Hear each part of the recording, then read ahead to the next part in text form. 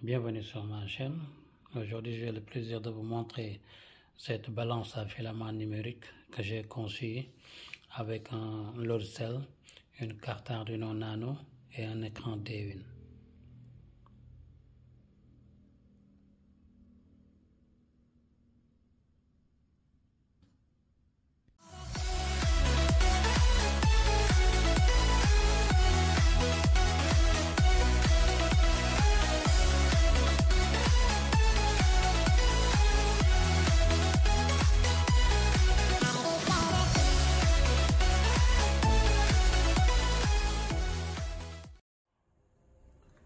Voilà, pour commencer, je vais vous montrer les différents composants. Ici, j'ai une carte Arduino Nano. Là, nous avons un bouton poussoir pour la tare. Là, un bouton on-off. Ce bouton, c'est pour isoler le 5 volts au cas où je devrais utiliser le module UART. Et du coup, ça va me servir aussi d'interrupteur. Là, nous avons le module UART. Ici, nous avons une LED RGB. Là, nous avons l'écran D1. Ici, ce n'est pas un écran tactile, c'est juste pour l'affichage. Et là, nous avons le module HX711 qui va avec le load cell. C'est l'amplificateur pour le load cell. Et là, nous avons le circuit imprimé sur lequel tous les éléments vont être branchés. Donc ici, j'ai le connecteur pour le module HX711. Ici, c'est pour le bouton VCC. Ici, c'est pour connecter le bouton de la tare. Là, c'est pour connecter les LED RGB. Et ici, c'est pour connecter la carte Arduino Nano. Et là, nous avons le buzzer. Ici, nous avons l'ensemble qui constitue le support de filament. Donc, comment ça marche? Ici, cette base-là, c'est à l'intérieur que je vais placer une partie du load cell et je vais le maintenir en place avec des vis. Ensuite, cette partie-là va venir s'insérer sur l'autre bout du load cell et là aussi, je vais le maintenir avec des vis et l'ensemble sera monté sur ce support métallique.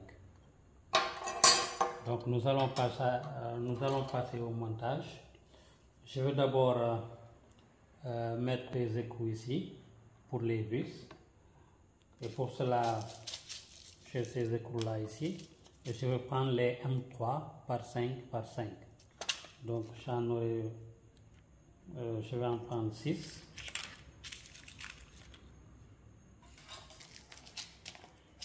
Voilà, pour les mettre en place, je vais me servir d'un fer à souder chaud. Je place ça sur le fer comme ça, au bout. J'attends que ça chauffe un peu. Et bien, ensuite je viens et j'appuie tout doucement jusqu'à ce qu'il soit au bon endroit.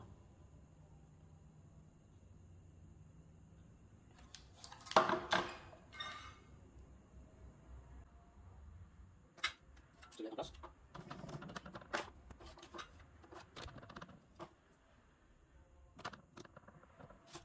Je pousse sur le fer, j'attends que ça chauffe, je passe, j'appuie. Voilà.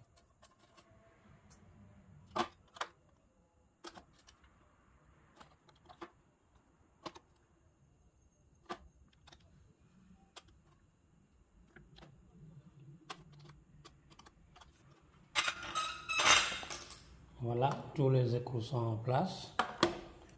Maintenant, je vais placer le circuit imprimé. Je vais d'abord placer ma carte Arduino Nano. Voilà. Et je vais le maintenir en place avec des vis.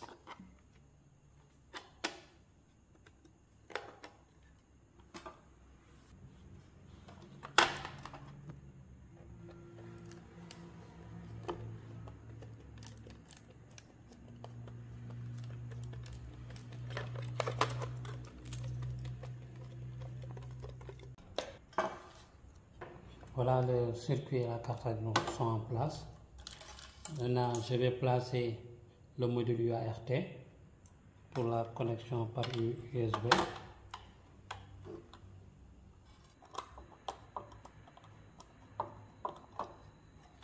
Voilà, le module UART est en place. Maintenant, je vais installer les boutons.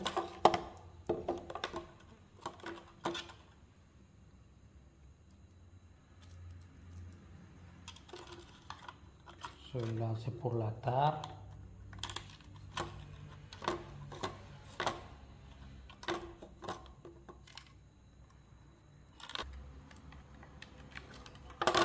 Voilà, je le connecte ici, sur ce câble-là. Voilà.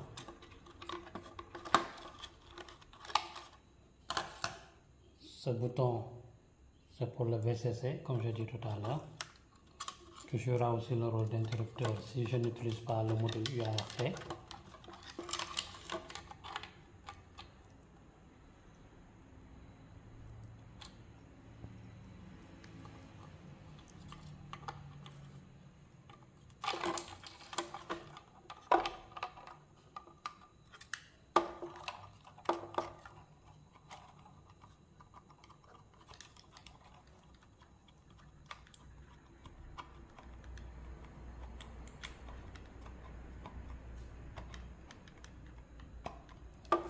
Voilà, je le connecte ici sur ce connecteur jaune,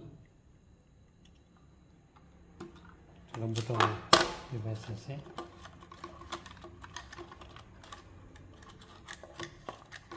Voilà, maintenant je vais connecter le module HX 711. Je le connecte directement ici sur le support bleu, sur le connecteur bleu, et là le load cell va passer par là pour être connecté au module. Voilà, ça c'est les LED RGB que je connecte ici.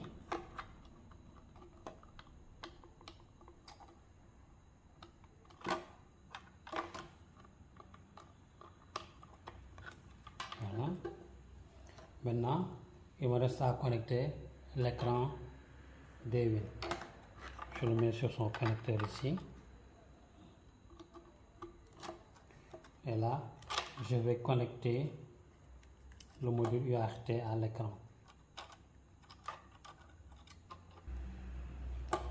Voilà, le module est connecté. Le LED va être placé ici, sur ce trou-là. Donc je vais mettre un peu de colle chaude.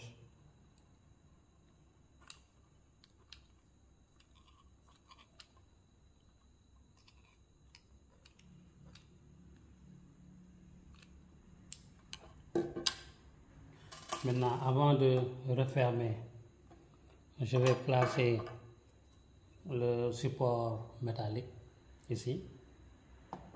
Je vais mettre des écrous en bas que je vais visser. Et il y a une petite fente dans laquelle je vais insérer les écrous. Je place ça à hauteur du trou. Je prends ma vis et je visse.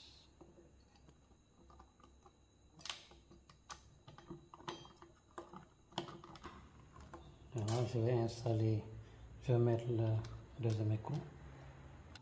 Je vais mettre ces pieds-là juste en bas, ici. Bon, je mets un peu de colle chaude d'abord.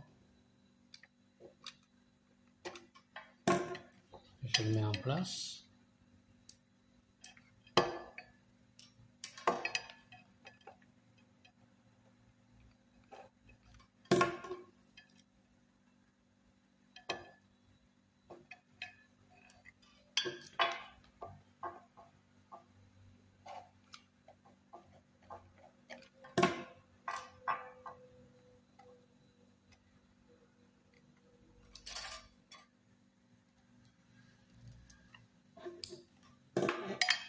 Voilà, tous les pieds sont en place.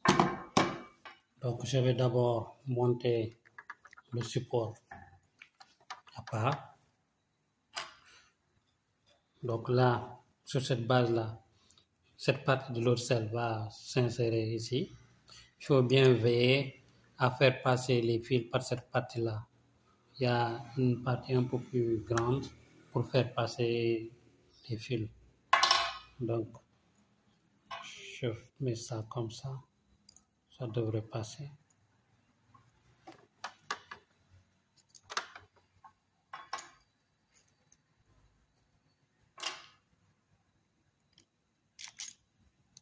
Voilà. Maintenant, les fils vont venir par là, dans cette ouverture. J'appuie à fond. Voilà, jusqu'à ces trous-là soient à hauteur des vis. Maintenant, je vais mettre 4 vis, 2 de chaque côté.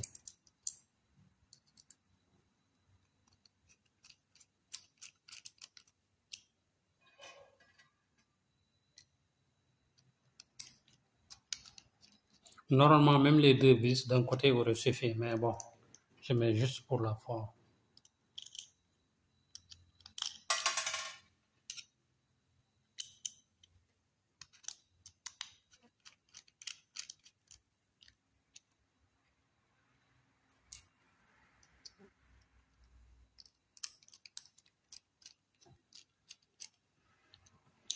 Voilà. Maintenant, cette partie-là va venir aussi s'insérer sur l'autre partie du lot de à hauteur des vis là. Donc, je pose ça à fond. D'abord, je repère la position ici. La partie basse, c'est là. Voilà. J'appuie jusqu'à ce que ça soit à hauteur des vis. Maintenant, je vais mettre ces vis-là ici, en m'assurant que cette partie-là soit vers le haut. Ça va être la référence pour le positionnement du lorcel sur le support.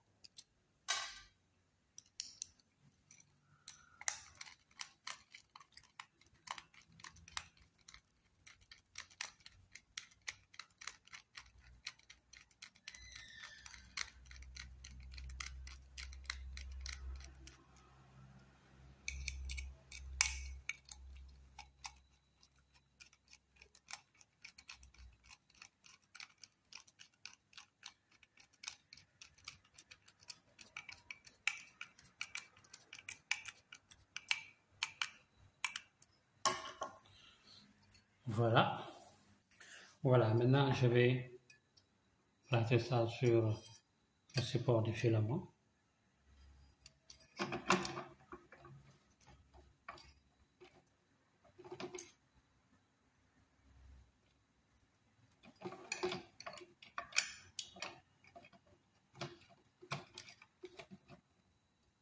Bon, là, je me rends compte que ça bouge un peu. Il y a un peu trop de jeu. Donc, je vais mettre des sortes de rondelles entre les deux. J'en avais déjà imprimé un comme ça de 0,6 mm d'épaisseur. Donc, je vais mettre ça ici. Voilà. Le support est en place. Maintenant, je peux faire passer le fil de lorcel par là. Plus tard, il va falloir peut-être allonger un peu. Donc, le module HX est là. Ces fils-là vont venir se connecter dessus.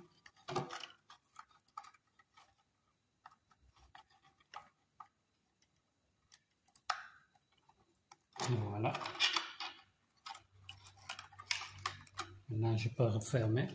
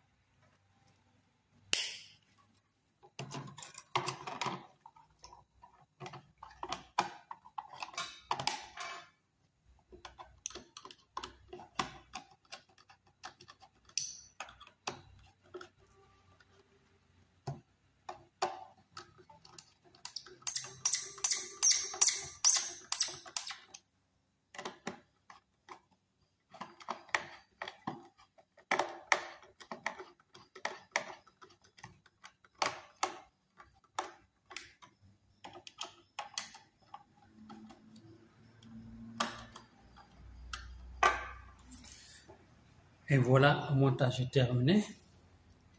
Donc ici, c'est pour connecter la carte Arduino.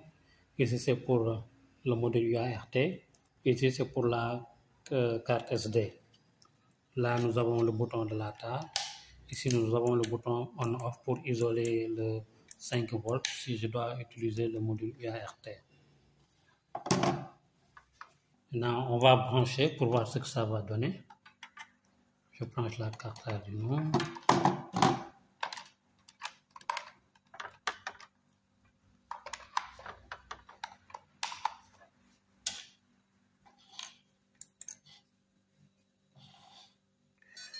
Et voilà ce que ça donne.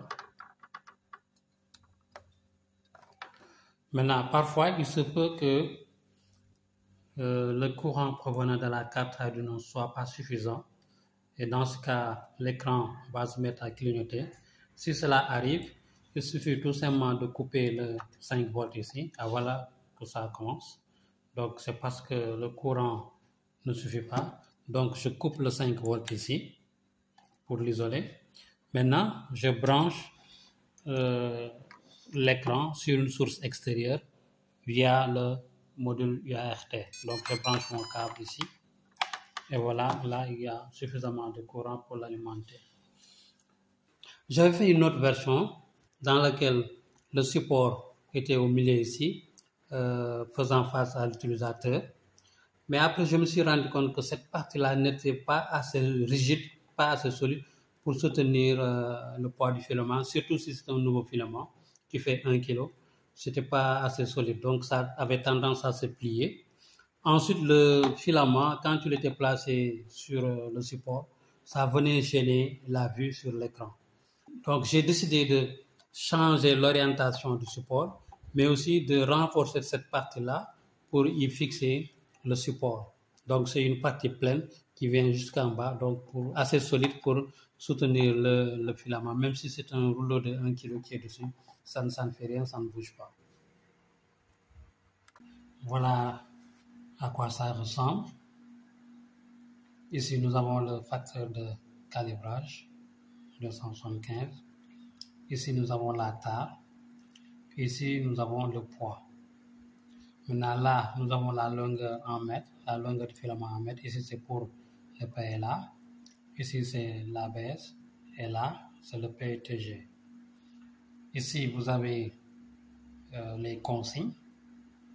Là, on dit que, a priori, le dispositif est en mode pesage. Pour accéder aux autres fonctions, connecter le dispositif à un ordinateur, ouvrez Arduino IDE ou un autre outil de communication série, puis envoyer par le port série la lettre correspondant à la fonction souhaitée. Par exemple, C pour le calibrage. Donc, si on regarde ici, quand on est en mode pesage, si on envoie C par le moniteur série, ça entre en mode calibrage. Si on envoie T, ça entre en mode tarage. Quand on est en mode tarage, ici, quand on envoie O, ça remet la tare à 0. Quand on envoie M, ça quitte le mode tarage. Et quand on envoie V, ça enregistre la valeur de la tare dans l'EPROM. Ici, quand on est en mode calibrage, quand on envoie A, ça augmente le facteur de 100. Quand on appuie sur Z, ça diminue le facteur de 100. Le Q augmente de 10, S diminue de 10, W augmente de 1 et X diminue de 1. M pour sortir du mode calibrage et E pour enregistrer le facteur de calibrage dans l'EPROM. Donc voilà globalement les informations que nous avons. Dans une prochaine vidéo, je vais vous montrer comment faire le calibrage, déterminer la tare avant de pouvoir faire des pesages assez corrects. Voilà, merci d'avoir regardé la vidéo. N'oubliez pas de vous abonner à ma chaîne, d'activer la cloche de notification pour ne rien rater des autres vidéos à venir.